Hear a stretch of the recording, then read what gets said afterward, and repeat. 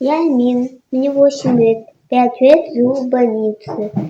Я очень хочу жить, вернуться домой и ходить в школу, и играть с своими друзьями. И я прошу вас дать мне эту возможность. Спасибо большое.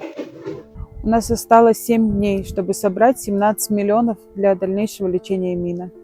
В марте месяца этого года Эмину присвоили паллиативный статус и дав на жизнь всего 2 месяца.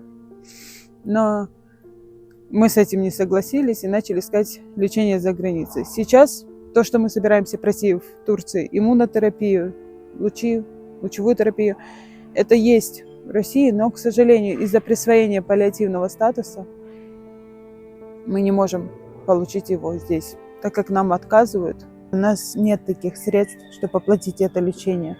Но есть большой шанс на полное выздоровление Эмина и возвращение его к обычной жизни, без больниц, без капельниц.